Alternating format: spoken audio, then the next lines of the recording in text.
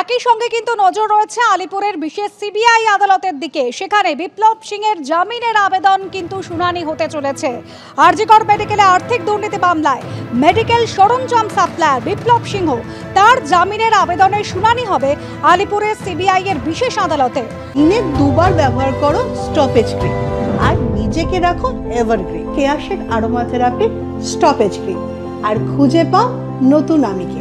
সন্দীপ ঘোষের ঘনিষ্ঠ বিপ্লব হাসপাতালে দুর্নীতি চক্রে ওতপ্রোতভাবে জড়িত ছিলেন বলে সিবিআই এর আগে দাবি করেছে।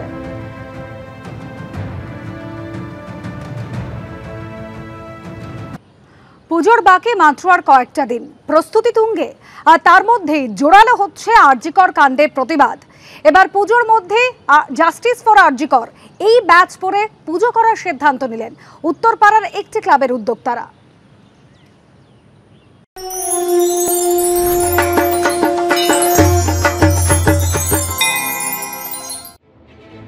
চলছে প্যান্ডেল বাঁধার কাজ, পাড়ায় পাড়ায় চলছে মাইক, আলোর চেন লাগানো, শিউলি ফুলের সুবাস জানান দিচ্ছে পুজো এসে গেছে।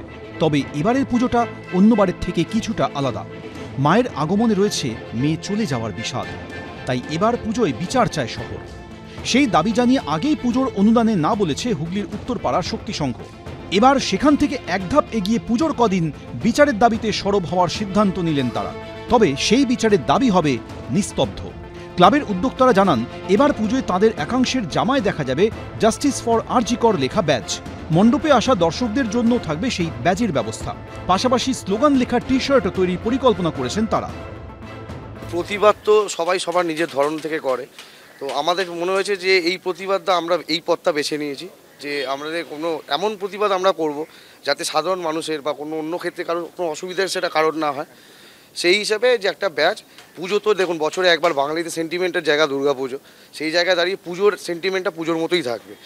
একটা ব্যাচের মানে হচ্ছে আমরা ওই পুজো উৎসবের সাথে আমরা প্রতিবাদটাকেও ছেড়ে দিইনি, আমরা তার সাথেও রয়েছি। অনুদানের ব্যাপারটা যে এবারে আমরা এই ঘটনার পরিপ্রেক্ষিতে অনুদানটা আমাদের নিয়ে যে দুর্গাপুজোর জন্য ইউজ করার ব্যাপারটা, এটা আমাদের ঠিক মনে হয়নি যে আজকের সিচুয়েশনে দাঁড়িয়ে এই জায়গাটা খুব সমীচীন হবে। তো সেই জায়গা থেকে আমরা মায়ের পুজো করবই, হয়তো অসুবিধে হবে, এই অনুদানের ব্যাপারটাও এটা সর্বসম্মত।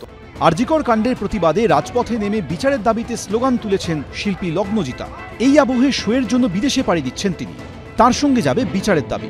এবার পুজোয় বিশেষ জামা পরে গান গাইবেন লগ্নজিতা এবং তার টিম। কুমোরটুলিতে শিল্পীদের প্রতিবাদে এই জামাই পরতে দেখা গিয়েছিল তাকে। লেখা ছিল, আমার দুর্গা বিচার পাক।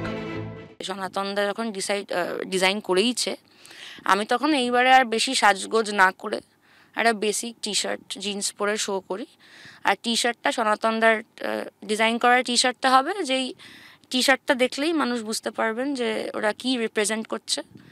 এবং এইটা সমস্ত আমার ব্যান্ড এবং আমরা তিলোত্তমারও প্রচুর বন্ধু বান্ধব এই টি শার্টটা নিচ্ছে।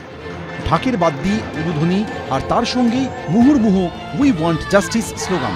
এর মধ্যে দিয়েই উমার আগমন মণ্ডপে মণ্ডপে। এবার যাতে বিচার মেলে, মায়ের আগমনে সেই দাবি তুলেছে উত্তর 24 পরগনার উদয়রাজপুর হরিহরপুর সর্বজনীন দুর্গাপূজা কমিটি। সন্তোষ মিত্র স্কোয়ার সর্বজনীন দুর্গোৎসব সমিতিতেও দেখা গেল মায়ের আগমনে প্রতিবাদের ছবি। চিকিৎসক ধর্ষণ খুনের বিচার চেয়ে সরব হন মহিলারা। সব মিলিয়ে আর.জি. কর কাণ্ডের আবহে এবার যেন অন্যরকম পুজো। অর্ণব মুখোপাধ্যায়, অরিত্রিক ভট্টাচার্য, এবিপি আনন্দ।